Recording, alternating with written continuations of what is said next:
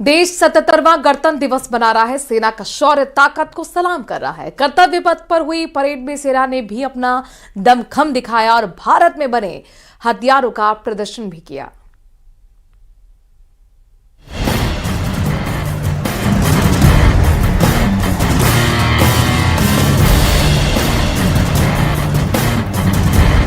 कर्तव्य पथ पर दिखी भारत की ताकत।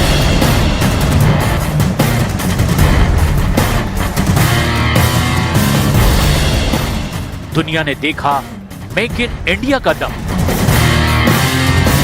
भारत के हथियारों ने दुश्मनों को डराया। कर्तव्य पथ पर भारत की सेना के जवानों और हथियारों ने दुश्मन के होश उड़ा दिए होंगे।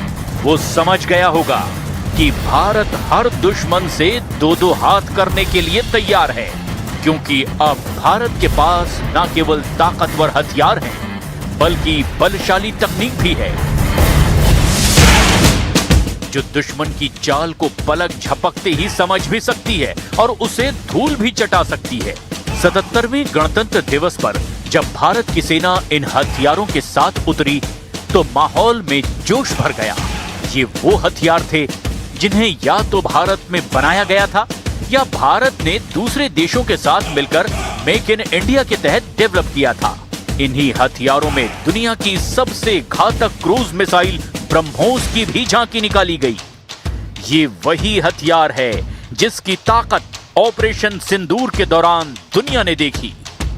जैसे ही हथियारों के जखीरे से परेड में ब्रह्मोस ने एंट्री ली, पूरा कर्तव्य पथ तालियों की गड़गड़ाहट से गूंज उठा। पीएम भी गणतंत्र दिवस के चीफ गेस्ट को मिसाइल के बारे में समझाते हुए नजर आए।